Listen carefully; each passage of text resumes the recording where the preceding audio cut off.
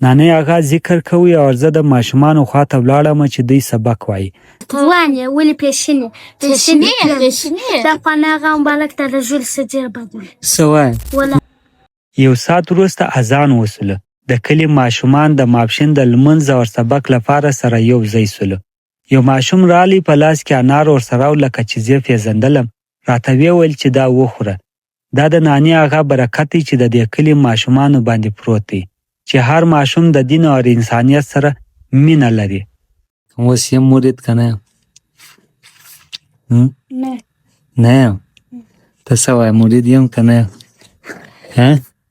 ته ووایه مرید یم که نه یم؟ اوس راته ووایه اوس یم که نه یم؟ اوس یمه؟ اوس کېږي دې پسه وروره دا یوه ماشوم هم پر ما باندې یقین نه راځي وایي ته مرید نه یې وایي ته ستا وضعیت وګوره شکل ته وګوره وایي دا د مرید نه ښکارېږي. د ده هم یقین پر ما نه راځي ستا هم یقین نه راځي پر ما. ته خلاصه ایزه دې ده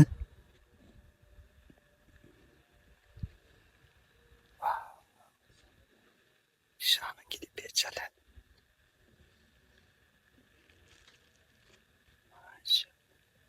د ریګ پوشه دې ورکړې دي ایزه دې ده دا یې په روان ایښه ایزه دې څه وایه رښتیا قرآن مجید وایه. نانی اغا هم مسجد ته رالی. د ماپښین لمونځ یې وکړي. ډېر کمزوري او ضعیفه ښکاره کېدی. الله دې روغ صحت ورکړي.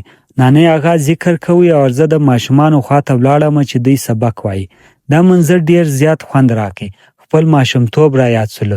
زموږ به یو سپین ږیری ملا و سبق بیا راکوی خو زه ډېر زیات شرارت باندې اخته ولم. ملا صاحب به ډېر رانه تنګ ولو. هغه وخت تیر سو خو دعا ده چې الله تعالی دې هغه ملا صاحب ته جنت الفردوس کې ځګی ور نصیب کړي. امین. دا خو زما نه دی ځانو دا اردو د پښتو کتاب. پښتو نشته؟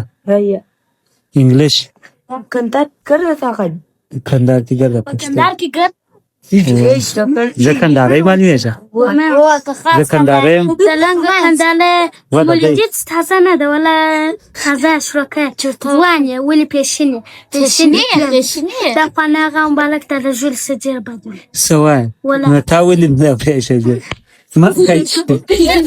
که ویلاګ مې خوښ شوی نو د یوټیوب د لارې مې هم سبسکرایب کړئ. مننه.